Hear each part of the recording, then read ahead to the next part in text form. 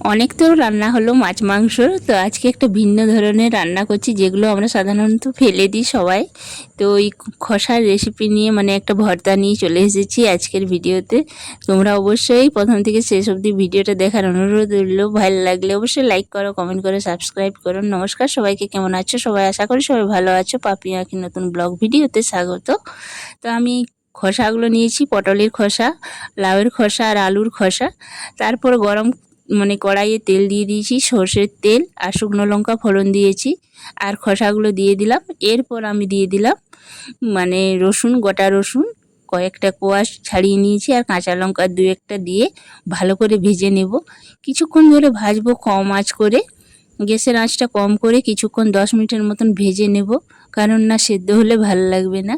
তো এখন কিছু আর দেব না, শুধুমাত্র ভেজে নেব।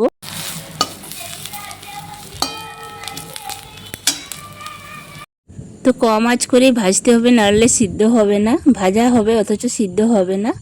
তারপর অল্প একটু হলুদ দিয়ে দেব। হলুদ দিয়ে নেড়ে চেড়ে ভালো করে হলুদ গন্ধটা যতক্ষণ না যাবে ভেজে নেব। আমার মোটামুটি সেদ্ধ হয়ে গেছে, দেখো কড়াইয়ে একটুও লাগছে না। আর আমি এখানে কিন্তু নুন দেব না, নুন দিলে মানে সে জল জল হয়ে যাবে, খেতে ভালো লাগবে না। পরে আমি নুন দেব। তো দেখো আমার ভাজা হয়ে গেছে, খোসা ভাজা মানে পটলের খোসা, লাউয়ের খোসা আর আলুর খোসা ভাজা হয়ে গেছে। এরপর আমি একটা বাটিতে ঢেলে নেব। তারপরে আমি মানে আমার শাশুড়ি মাকে দিয়ে মানে শিলে বাটা করাবো। মানে শিলটা একদম প্লেন হয়ে গেছে, বাটতে পারি না ঠিকঠাকভাবে। তো আমার শাশুড়ি মা আমাকে হেল্প করে বাটাবাটিতে। আর বেশি কিছু বাটতে হলে তখন মিক্সিতে বেটে নিই, অল্প একটু কিছু হলে শিলে বেটে দেয়। তো আমার শাশুড়ি মা দেখো বেটে নিচ্ছে। এই দেখো শিলে বাটার স্বাদই কিন্তু আলাদা, যে কোনো ভর্তা বলো যাই বলো, শিলে বাটার স্বাদটা আলাদা। মিক্সিতে যতই বাটা হয় আমরা বাটি, কিন্তু সেই স্বাদটা আসে না।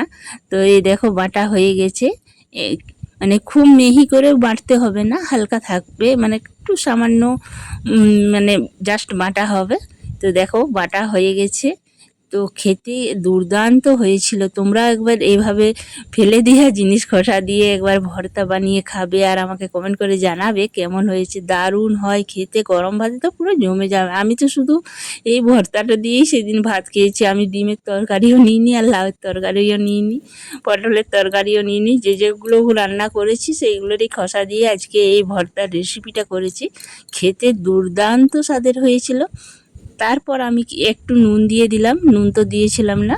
তারপরে পেঁয়াজ কুচনো কতকগুলো দিয়ে দিলাম। তারপরে এরপর লঙ্কা কুচনোও দিয়ে দেবো। একটু ঝাল ঝাল হবে, মানে অল্প একটু করে নিয়ে ভাতে মেখে, পুরো ঝালটা কিন্তু মুখে লাগবে না, একটু লাগবে, খেতে দুর্দান্ত লাগবে।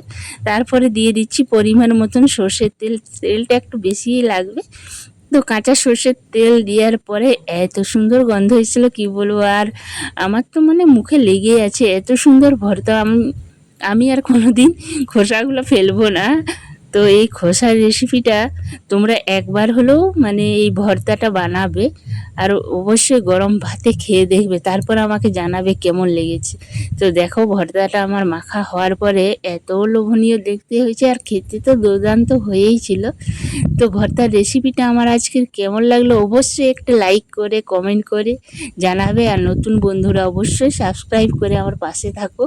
আমিও তোমাদের সবার পাশে থাকার চেষ্টা করব, যতটুকু সময় থাকে আমি তোমাদের কাছে আসব।